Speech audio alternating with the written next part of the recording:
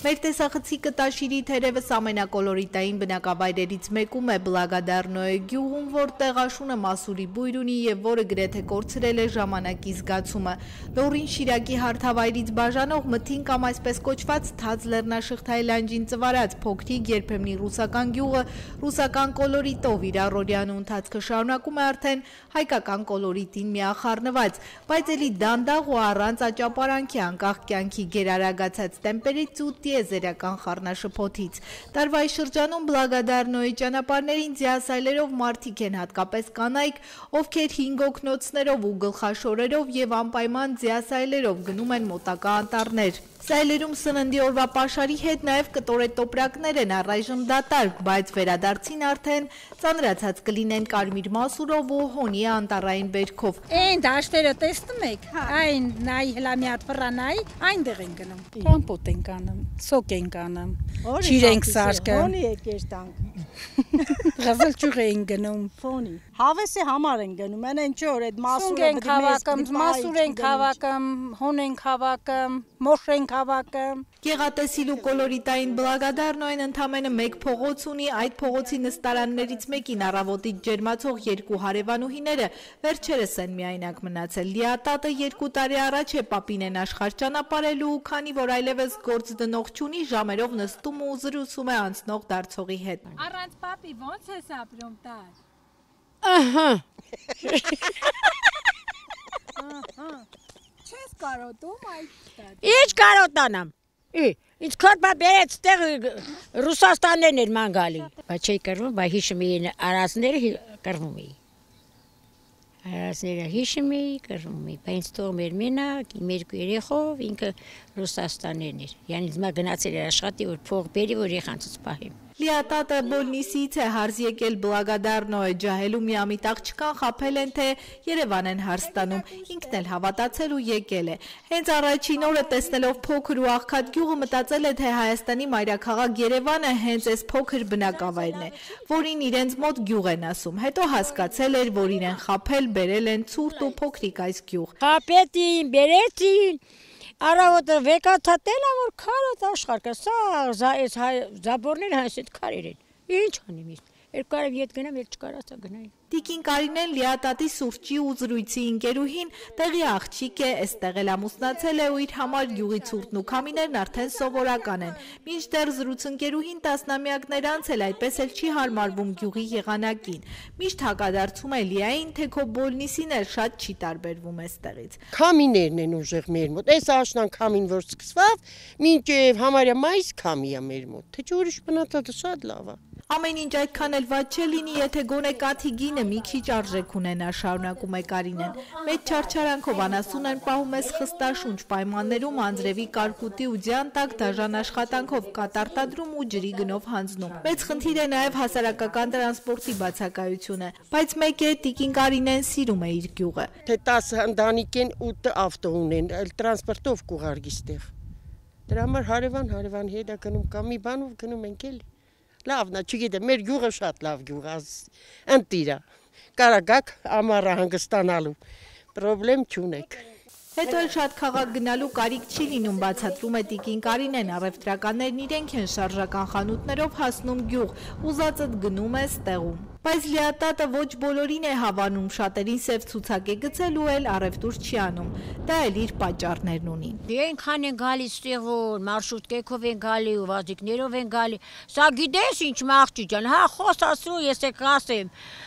փող է պարտիրան 3000։ Դե միշտ գալիս էր գնում էր, չէ կարում իրար հարմարացնել, որ տայի։ Մեկ էլ եկավ, գնացի, տվեցի, ինչ եմ, քո կեղտոր դեներս հիմա պրանքին դերը չտաս։ Հա, իզրուդրուս վեկա այդ փողը շպարտեցի, ասեցի ես քեզ յանից դեպեկել առուտուր անեմ, նոր կպարտենաս, ու տրամոդիկ չեմ գալի։ Բլագադառնոյեն տաշիրից մոտ 10 կիլոմետր է հեռու, սակայն թվում է, թե հեռավոր մի գյուղ է իր ալպյան մարգագետիններով ու անուշահոտ ծաղիկների դաշտերով, որի շնորհիվ գյուղում արտադրված կաթն ու հատկապես պանրատեսակները յուրահատուկ համ ու բույր ունեն։ Գյուղը հիմնադրվել է 1900-ականներին Կիրիլ ազգանունով Մոլոկանի կողմից եւ անվանվել Կիրիլովկա, հետագայում վերանվանվել է Բլագադառնոյ։ Կիրիլն այստեղ հիմնել է տաշիրի տարածաշրջանի առաջին պանրագործարանը եւ արտադրել շվեյցարական պանիր։ Հետո այդ նորամուծությունը տարածվել է նաև հարևան գյուղեր եւ տաշիր։ Ցավոք գյուղը, որ առանց այդ էլ փոքր է, գնալով ավելի է փոքրանում։ Տիկին Սեդան պատմում է, որ վերջին անգամ իրենց գյուղում հարսանիքի ձայն 7 տարի առաջ է լսվել։ Գյուղի փողոցները հիմնականում դատարկ ու լուռ են։ Աման այդ փողոք երեք առաջորը ես եմ երեք։ Վայկս եմ սուսկան ուշացումով հարսանիքներ եղան։ Այն 44 օրվա պատերազմի ժամանակ մենք այն ջայինները կնշանեինք, ուրախանայինք, որ երեխեքը թոք կգցեին, ճամփան կփակեին, մենք մեկ քավորը փող գուտար ուրախանայինք։ Իսկ ես հլո մոտավորապես մի 7 տարի որ չենք տեսի, հավատա։ Չի եղել։ Չէ, հա,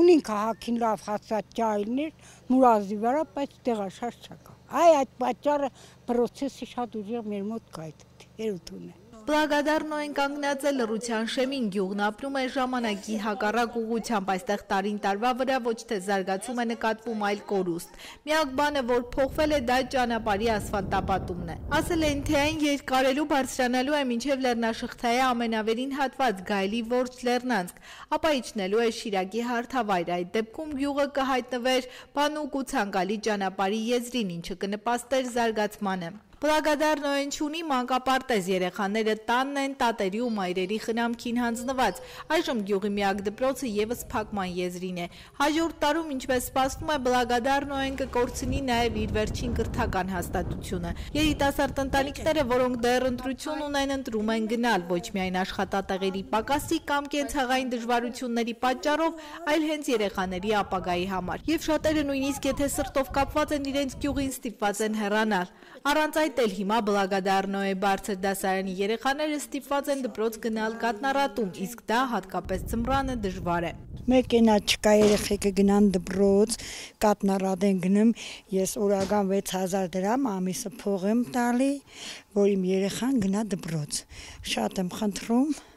թող դա լուծում եղնի։ Ես կաթնառատից տաքսի եմ վարձը, իմ երեխան գնա գա, որ չգնա միլիցիա գալու չէ։ Ես այ մեկ էլ աղջիկ սա պրծնում 9-րդ ինքն էլ պիտի իշտա։ Եթե մեքենան որ չեղավ ինչով են գնում, շատ ենք խնդրում։ Ասում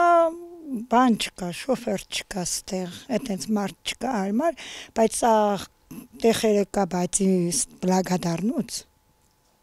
շատ եմ խնդրում, թող դա լինի։ Բա որ քաղաքի գործ եք ունենում, ոնց եք գնում։ Դե տաքսի ենք զանգում, գալիս են 1000 դրամով։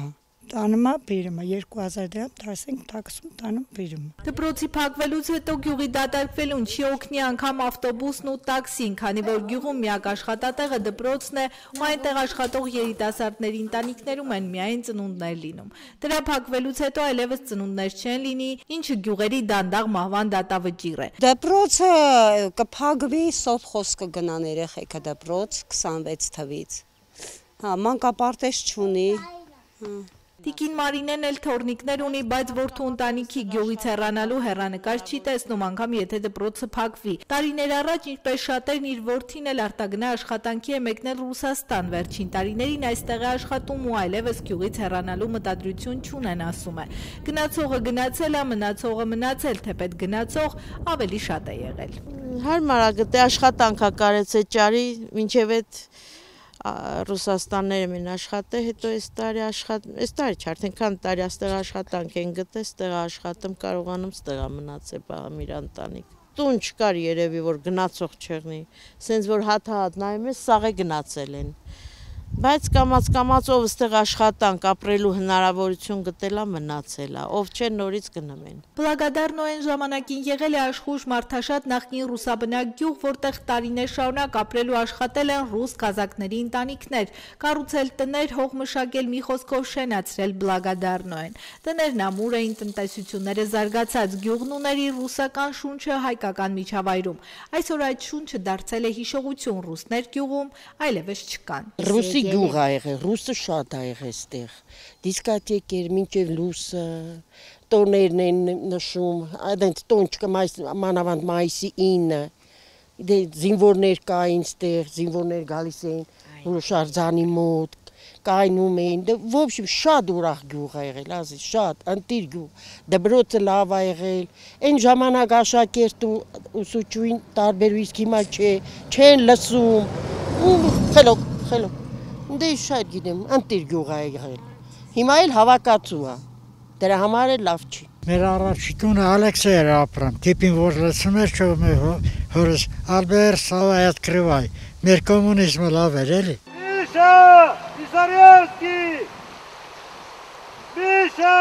Շատ տարիներ առաջ լրագրող մեր հեռուստաընկերության տնօրեն Հրաչյա Պապինյանը նկարահանում է արել Բլագադարնոյում, որտեղ դեռևս ապրում էին գյուղի վերջին 3 ռուս բնակիչը՝ Պավլովնաները եւ Միխայել Պիսարևսկին։ Աննան իր ամուսնու չամուսնացած քրոջ միակ խնամակալն էր ամուսնու մահից հետո։ Երբ նա Լերմոնտովոյից այստեղ հարս է եկել, գյուղը հարուստ ու շեն է եղել, բայց 90-ականներին երիտասարդները, դե նաև շատ մեծեր հեռացել են գյուղից։ Հա, առաջ շատ լավ է։ Մենք հավաքերինք բանը, երկեր կսինք, սամավար բարինք, չայ խմինք, նստինք, ծիծղալով, բանով, շատ հետաքրքիր բանը, կյանք են ժամանակ։ Կարելի ապրել, բայց շատ տխուր է։ Աննա Պավլովնայի տունը ռուսական գյուղական ճարտարապետության իսկական օրինակ էր, իսկ տան ձևավորումը ոչ պակաս պատուհաններին ավանդական դարձած ծաղիկներով։ Լավ գյուղ էր, հարուստ։ Մեր կոլտնտեսության մասին խոսում էին անգամ Մոսկվայում։ Մարդիկ աշխատում էին։ Ես կտվոր էի։ Վաղ առավոտյան արթնանում էինք ու երգելով գնում էինք աշխատանքի։ Այնքան բարձր էինք երգում, որ լսվում էր հարևան գյուղում։ Նրանց բրիգադիրը նախանձում էր, դե որպեսզի մենք էլ նրանց լսենք, ստիպում էր իր աշխատողներին բարձր երգել։ Հիմա Բլագադարնոյի ռուսական գույները մարել են, այլևս ռուսներ չկան, դե կյանքն էլ մի տեսակ փոխվել է, դարձել անհետաքրքիր, գյուղի փողոցները, տներն ու բակերն էլ ավելի լուռ են, առանց երբեմնի աշխույժ շփումների, բայց ոչ բոլորն են վատատես, շատերը կարծում են, որ գյուղին լավ ապագա է սպասվում։ Հիմի կով չունենք, բայց ամեն ինչ կա, վարելիք կա, ամեն ինչ կա, ճիշտ է։ Տիկին Դեղցանիկն ու ամուսինը մոտակա անասնաֆերմայից սայլով աթար են բերում ձմռանը չմրսելու համար։ Ինչպես ասացինք, ձմեռներն այստեղ խիստ սաստիկ են, վառելափայտի խնդիրն ամենակարևորներից։ Այնտեղ եզդիները ոչխար են πάρել, մի քիչ ցան էին թողի, հավաքել ենք, տանում ենք տուն։ Ինչի համար։ Վառելու գազ չունենք։ Գազը չունենք գազ։ Քաշիլեն էլ չեն բերել մարդիկ։ Այսինքն այնտեղ ինչ է կարել։ Կտրել ենք, թողել ենք մի քիչ չորանա, հետո լցինք կաշկան բերենք այն վերևներին։ Մենք հա ցոշագարու ենք, երկու կով գբայենք, հազիվ յոլակ, երտանք տեղի ու բան, երկուսա հիվանդ։ Գազ չկա, ինչ է, ջուր չկա։ Դպրոցը հեսա փակելու են, երեխեքը չեն մնում։ Բլագադարնոյի ռուսական կոլորիտով տները մնում են մաշվող վարագույրներով, անցյալին նայող պատկերներով։ Գյուղը, որը ծաղկելու շենացել է, հիմա կանգնած է լռության շեմին ու սպասման մեջ, թե ով կգնա հաջորդ տարի։ Մերի Կոլոլյան, Դավիթ Թամազյան, Բլագադարնոյից, անկյուն Գումարած 3 հեռուստաընկերության համար։